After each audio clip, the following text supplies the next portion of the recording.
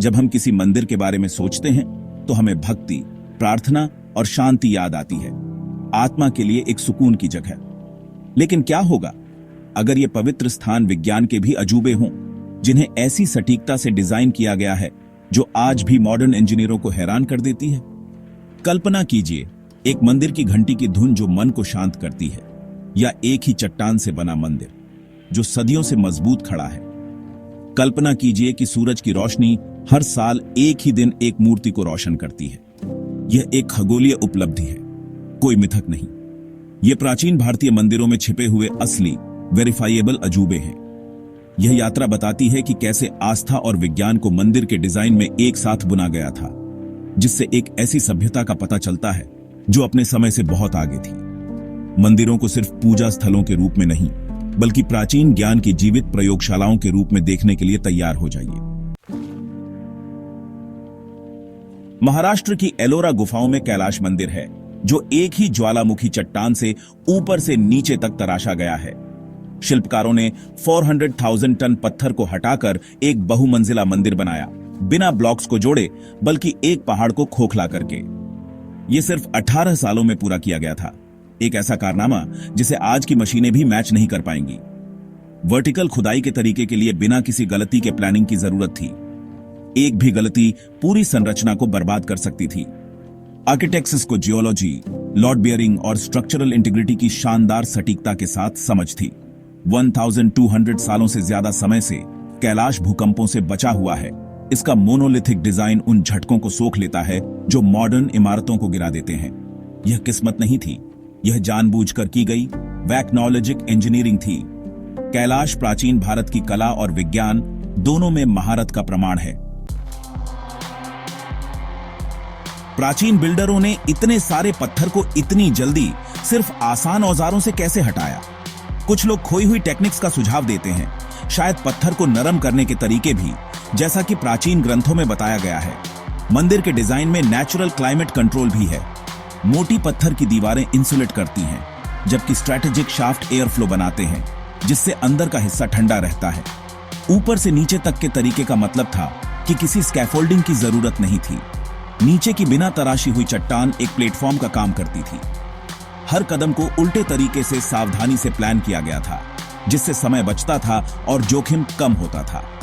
यह एफिशिएंसी और दूरदर्शिता लॉजिस्टिक्स और इंजीनियरिंग में एक जीनियस को दिखाती है।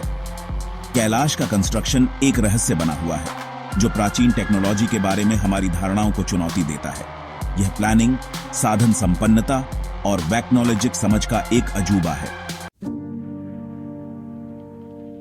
मंदिर में आपको जो शांति मिलती है वह सिर्फ साइकोलॉजिकल नहीं है, इसे इंजीनियर किया गया है।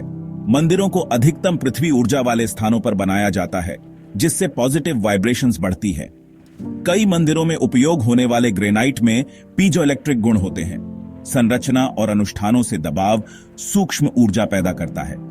नंगे पैर चलने से आपका शरीर इस ऊर्जा को सीधे सोख लेता है। शिखर पर लगा तांबे का कलश कॉस्मोसीय ऊर्जा को चैनल करता है, जबकि बिजली गिरने से बचाता है। मंत्र और घंटियां अंतरिक्ष को और ज्यादा एनर्जीवान बनाते हैं, जिससे गर्भगृह हीलिंग का एक पावर हाउस बन जाता है। मंदिर सिर्फ इमारतें नहीं हैं, वे ऊर्जा डिवाइस हैं, जिन्हें आध्यात्मिक और शारीरिक भलाई के लिए डिजाइन किया गया है। प्राचीन आर्किटेक्ट्स ने ऐसे स्थान बनाए जो प्रवेश करने वाले सभी लोगों के लिए पृथ्वी और कॉस्मोसीय ऊर्जा का उपयोग करते थे। मंदिर की घंटी की आवाज सिर्फ परंपरा से ज्यादा है, यह साउंड थेरेपी है। घंटियों को खास अलॉय, मिश्र धातुओं से बनाया जाता है ताकि एक गूंजने वाली धुन निकल सके जो लंबे समय तक रहती है, जिसे ब्रेन वेव्स के साथ सिंक करने और शांति लाने के लिए डिजाइन किया गया है। घंटी मन को एक करती है, जिससे अल्फा ब्रेन वेव जैसी ध्यान की अवस्था बनती है। मंत्र भी अपने कंपन प्रभावों के लिए चुने जाते हैं, जो शरीर के ऊर्जा केंद्रों के साथ गूंजते हैं। वैक्नोलॉजिक स्टडीडो से पता चलता है कि ओम का जाप करने से आराम और सतर्कता बढ़ सकती है।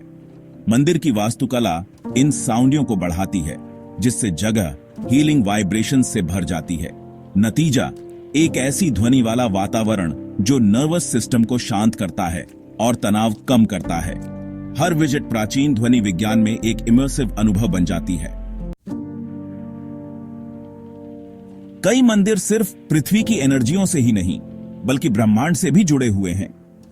कोणार्क सूर्य मंदिर के 24 पहिए धूप घड़ी के रूप में काम करते हैं, जो शानदार सटीकता के साथ समय बताते हैं।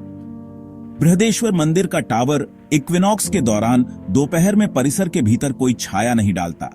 यह खगोलीय गणना का एक कारनामा है। सूर्य नारायण कोविल जैसे मंदिर इस तरह से बनाए गए हैं कि सूरज की रोशनी खास दिनों में मुख्य मूर्ति पर पड़ती है, जो खगोलीय घटनाओं को चिह्नित करती है। इन संरेखणों के लिए खगोल विज्ञान, ज्यामिति और त्रिकोणमिति के उन्नत ज्ञान की जरूरत थी। मंदिर पत्थर के कैलेंडर और वेधशालाओं के रूप में काम करते थे, जो वास्तुकला में कॉस्मोसीय ज्ञान को कूटबद्ध करते थे। बिल्डर सिर्फ राजमिस्त्री नहीं थे, वे खगोलविद थे जो पृथ्वी को आकाश से जोड़ते थे। मंदिर हमें ग्रैंड कॉस्मिक ऑर्डर में हमारी जगह की याद दिलाते हैं। वैज्ञानिक प्रतिभा के अनगिनत सबूतों के बावजूद मंदिर विज्ञान शायद ही कभी स्कूलों में पढ़ाया जाता। औपनिवेशिक शिक्षा ने स्वदेशी ज्ञान को अंधविश्वास बताकर खारिज कर दिया, मंदिर विज्ञान को एक मिथक तक सीमित कर दिया। यह कहानी बनी हुई है जिससे पीढ़ियों को भारत की सच्ची वैज्ञानिक विरासत के बारे में पता नहीं चलता। कैलाश की इंजीनियरिंग, कोणार्क का खगोल विज्ञान और मंदिर डिजाइन का ऊर्जा विज्ञान किनारे कर दिया गया है। यह इसे चुनौती देने का समय है और मांग करें कि इन उपलब्धियों को हमारे इतिहास के हिस्से के रूप में पढ़ाया जाए। मंदिरों को सिर्फ धर्म ही नहीं बल्कि विज्ञान में केस स्टडी के रूप में अध्ययन किया जाना चाहिए। इस इतिहास को पढ़ाने से प्राइड वापस आता है और हमें अपनी जड़ों से जोड़ता है। भारतीय विज्ञान की कहानी को प्रकाश में लाने की जरूरत है। मॉडर्न विज्ञान आखिरकार उस बात को मान्य कर रहा है जिसे कभी मिथक बताकर खारिज कर दिया गया था। रिसर्चर मंदिर का अध्ययन करने के लिए उन्नत उपकरणों का उपयोग करते हैं, उनकी स्ट्रक्चरल स्थिरता और टिकाऊ डिजाइन की पुष्टि करते हैं। आर्किटेक्ट प्राचीन पैसिव कूलिंग और ऊर्जा सिद्धांतों से सीख रहे हैं। वास्तुशास्त्र को एक सोफिस्टिकेटेड पर्यावरण विज्ञान के रूप में फिर से जांचा जा रहा है। न्यूरोलॉजिस्ट पाते हैं कि मंदिर की आवाजें आराम और स्पष्टता से जुड़ी ब्रेन स्टेट्स को प्रेरित करती है। यहां तक कि क्वांटम फिजिक्स भी ऊर्जा और कंपन के प्राचीन विचारों को दोहराती है। विज्ञान हमारे पूर्वजों की सहज प्रतिभा को पकड़ रहा है। भारतीय मंदिर विज्ञान, इंजीनियरिंग और वेलनेस की जीवित पाठ्यपुस्तकें हैं। वे दिखाते हैं कि आस्था और विज्ञान आपस में जुड़े हुए थे, जो मानव जीवन को ऊपर उठाते थे और हमें ब्रह्मांड से जोड़ते थे। हमें अनुष्ठानों से परे देखना चाहिए और विज्ञान को देखना चाहिए। भविष्य की पीढ़ियों को इन अजूबों का अध्ययन करने के लिए प्रोत्साहित करना चाहिए।